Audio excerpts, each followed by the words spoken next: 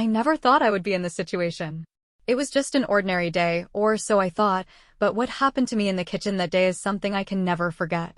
I don't know if I was too naive or if the signs were just too subtle to notice, but now, I see everything differently. It was late afternoon. The house was quiet, too quiet, actually.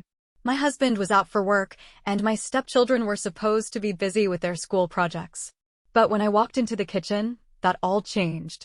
It's funny how you can live with someone for so long and still have no idea what goes on behind closed doors. I was just in the middle of preparing dinner. The smell of garlic and onions filled the room as I chopped vegetables on the countertop. It was peaceful. Almost too peaceful. But then I heard him. My stepson. He was standing in the doorway, watching me. His eyes were fixed on me in a way that made my skin crawl. "Are you okay?" I asked, trying to break the uncomfortable silence. He didn't answer immediately, just stood there, his gaze intense. And I don't know why, but I suddenly felt like I was being watched more closely than ever before. There was something about his presence that made me uneasy. "I just wanted to talk," he said, his voice low, almost too calm. I wasn't prepared for what he was going to say. But that was the start of something I never imagined could happen, especially not with him. I thought of him as just a kid, my husband's son, nothing more. But then the words that came out of his mouth shocked me to my core. I never thought I would be in this situation. It was just an ordinary day, or so I thought, but what happened to me in the kitchen that day is something I can never forget. I don't know if I was too naive or if the signs were just too subtle to notice, but now, I see everything differently. It was late afternoon. The house was quiet, too quiet, actually. My husband was out for work, and my stepchildren were supposed to be busy with their school projects. But when I walked into the kitchen, that all changed. It's funny how you can live with someone for so long and still have no idea what goes on behind closed doors. I was just in the middle of preparing dinner. The smell of garlic and onions filled the room as I chopped vegetables on the countertop. It was peaceful. Almost too peaceful. But then I heard him. My stepson.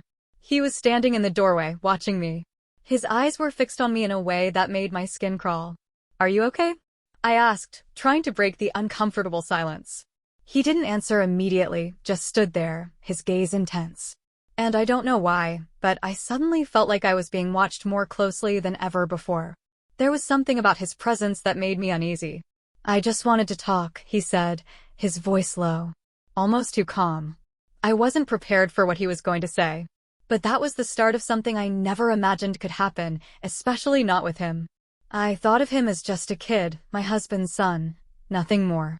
But then the words that came out of his mouth shocked me to my core. "I've been thinking about us," he said, his tone almost distant. It didn't make sense at first. Was he talking about something innocent? Was it a joke? I didn't know. But the way he said it, the way his eyes didn't leave mine, it felt different. It felt wrong. My heart began to race, but I tried to stay calm, brushing off the rising discomfort. "What do you mean by US?" I asked, trying to keep my voice steady, though inside I was shaking. He stepped closer, and the space between us felt smaller with every second. The kitchen, which had felt so familiar and safe just moments ago, now felt suffocating. My palms were sweating, and I didn't know whether to take a step back or stay where I was. "I don't know how to explain it, but I just feel different around you," he said quietly, almost whispering. I froze. My breath caught in my throat, and I could feel my stomach drop. Was I hearing him right? Was this really happening? Was he trying to say what I thought he was saying? I backed away slightly, trying to make sense of his words, trying to process the confusion and dread that were taking over my mind. "What are you saying?" I whispered, though the answer seemed painfully clear now. But instead of pulling back, he took another step forward. He was so close now that I could feel the heat from his body, smell his cologne. It was like everything had slowed down, and I could hear the pulse in my ears, beating louder and louder with every second. I can't help how I feel," he muttered, almost apologetically. And that was when it happened. Without warning, he reached out and gently touched my arm, his fingers lingering for a moment longer than necessary. The shock of his touch sent a wave of panic rushing through me. I pulled away quickly, my mind spinning, but he didn't seem to notice. Or maybe he didn't care. His expression was unreadable, but there was something in his eyes, something that made me feel as if I was trapped, as if there was no escape from this moment. I tried to steady myself, my hands shaking as I gripped the countertop. "You need to leave," I said firmly, though my voice trembled. But instead of retreating, he stepped closer once more, this time with more urgency. "I don't want to, not anymore," he whispered, almost pleading. "I've wanted this for so long." I could feel my body go cold as his words sank in, and for a brief moment, I couldn't move. Everything seemed to blur around me, his voice, his touch, the kitchen, until all that was left was that heavy, suffocating air between us. I had to get out of there. I couldn't breathe, couldn't think. My legs felt like jelly as I stumbled backward, my heart racing. "No, this isn't right," I said, my voice cracking. "This isn't happening." But even as I spoke, part of me wondered if it already had. How had it come to this? How had we gone from being a normal family to this? His eyes never left mine, and I could see the desire there, the longing. And it terrified me. I rushed past him, feeling the rush of air as I pushed open the kitchen door. My breath was coming in shallow gasps as I tried to escape the suffocating tension. I couldn't believe what had just happened. I couldn't believe that he'd just said those things to me. But deep down, I knew that what had happened in that kitchen was just the beginning. Something had changed. And there was no going back. I couldn't shake the feeling that something irreversible had just happened. As I stumbled out of the kitchen, my mind raced. What had just transpired? Was I overreacting? No, there was no denying it. What my stepson had said, the way he'd touched me, it was wrong. Deeply wrong. I tried to distract myself by walking into the living room, but the quiet of the house was suffocating. I couldn't escape my thoughts, the echo of his voice in my mind. "I've wanted this for so long." The words replayed over and over, each time sending a new wave of panic through me. I stood by the window, staring out at the empty street, trying to steady my breathing. The whole situation felt unreal, like a nightmare I couldn't wake up from. But there was no escaping it. I had to face what had happened, and more importantly, I had to figure out what to do next. A few minutes passed, but it felt like hours. Then, as if my mind couldn't take the silence anymore, I heard footsteps behind me. I turned quickly, only to see him standing there, my stepson, watching me once again with those same eyes. This time, his gaze was different.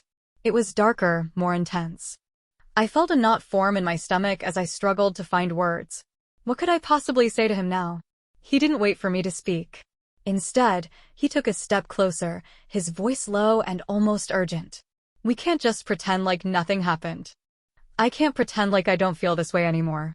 I swallowed hard, trying to push down the panic that was threatening to overtake me. "This is wrong," I said, my voice trembling. "You can't think like that. You're my stepson, and I'm married to your father. You know this isn't right." But even as the words left my mouth, I could feel the weight of my own doubts. Was it really that simple? Could I just brush this off as a misunderstanding? Or was there something deeper, something I was too afraid to acknowledge? He took another step closer, and I instinctively took a step back. My body screamed at me to get away, but my legs felt like they were made of lead. "I know it's wrong," he said quietly, "but it doesn't change how I feel. I can't stop thinking about you." His words hit me like a punch to the gut. I didn't know what to say. How could I respond to that? He was right there, so close that I could feel his breath on my skin, and yet all I wanted was to run, to escape. But I couldn't run. I was trapped, caught between fear and confusion, between my own morals and the strange pull I felt toward him, despite everything that told me to push him away. "I don't know what you want from me," I whispered, my voice barely audible. "I don't know what's going on inside your head, but you need to leave." But he wasn't listening. Instead, he reached out again, this time his hand brushing against mine. The contact sent a shock through me, a wave of heat that I immediately tried to push away. "I don't want to hurt you," he said, his voice soft. "I just want you to understand. Please. I can't stop this." I pulled my hand back quickly, my heart racing. "Stop. Just stop. This is wrong. All of it." But the look in his eyes. It wasn't just desire. There was something else there, something darker, more insistent. And I could feel it pressing on me, pushing me into a corner where I didn't know how to escape. "I don't care if it's wrong," he said, his voice growing more desperate.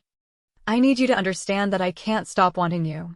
I won't be able to live with myself if I don't tell you how I feel. You don't understand what this is doing to me. His words were a slap in the face. How could he say that? Didn't he realize what he was asking? This was insane. But instead of running, instead of pushing him away as I should have, I stood frozen. I couldn't move. The emotions swirling inside me were too overwhelming to process. I can't help how I feel, he repeated, and this time, his voice had a quiet desperation that was almost painful to hear. There was no way out. No way to explain this away. No way to make it right. I had no idea what to do, what to say, but I knew I couldn't stay in that moment forever. You need to leave, I said again, more firmly this time, but it was clear he wasn't going anywhere. He didn't respond. Instead, he just stood there, staring at me, waiting for something. What did he want? An answer? Permission? The minutes felt like hours as I tried to piece together what had just happened, what I was supposed to do. But the more I thought about it, the more I realized there was no easy answer. There was no way to undo what had happened. No way to erase the tension, the fear, the confusion. The kitchen door slammed open, and I heard my husband's voice in the distance, calling out, "I'm home." It was like a bucket of cold water splashed over me, snapping me out of the trance I'd been in. My stepson's expression hardened, and I could see the conflict in his eyes as he looked at me. Without a word, he turned and walked away, leaving me standing there, still trying to understand what had just happened. The days following that confrontation were filled with an uncomfortable silence. My stepson and I avoided each other as much as possible.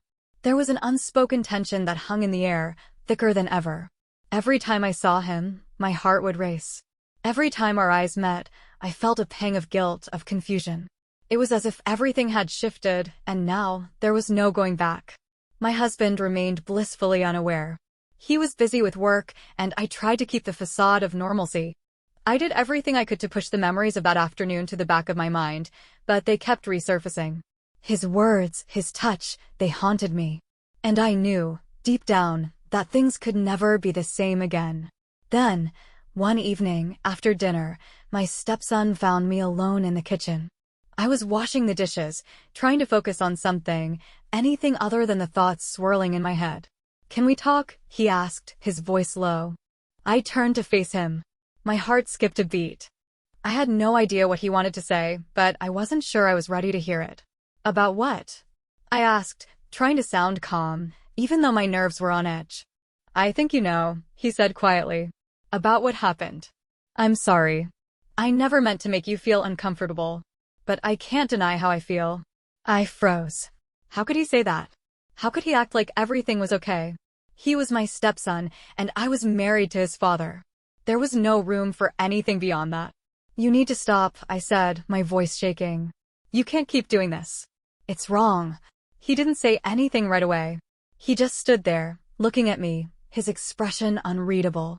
I wanted to leave, to run away from this conversation, but I couldn't. "Not yet. I can't help how I feel," he said finally, his voice almost a whisper. "I never could." I shook my head. "You have to stop. This isn't going anywhere. I'm married. You're my stepson. We need to forget this ever happened." "I can't just forget," he replied softly. I looked at him, my mind racing. I had to end this. I had to set things straight, even if it meant hurting him. He was crossing lines he shouldn't even be thinking about. "I'm not the one you should be talking to about this," I said firmly. "You need to talk to someone else, not me." The silence that followed was thick with tension. I could see the regret in his eyes, but it wasn't enough. I wasn't going to let this drag on any longer. "I think it's best if we don't talk anymore," I said, my voice more forceful now. "I've made myself clear. You need to stay away." He nodded slowly, stepping back. His face was a mixture of regret and something else, something I couldn't quite read. But whatever it was, I wasn't going to stick around to figure it out. "I'm sorry," he said quietly, and for the first time, I believed him. "I hope you can move past this," I said, my voice softening a little. "But we both need to move on." In the days that followed, things were quieter. My stepson kept to himself, and I focused on my relationship with my husband. There was no way to undo what had happened, but I knew I had made the right choice. I couldn't allow myself to be caught in a situation that would only cause more pain and confusion. It wasn't easy, but I did what I had to do. I set boundaries, and while the scars would remain, I knew I had to learn from this. Life moved on, and though the memories lingered, I had learned the importance of standing up for myself. No matter how difficult it was, I had faced the truth, and in the end, that was all that mattered.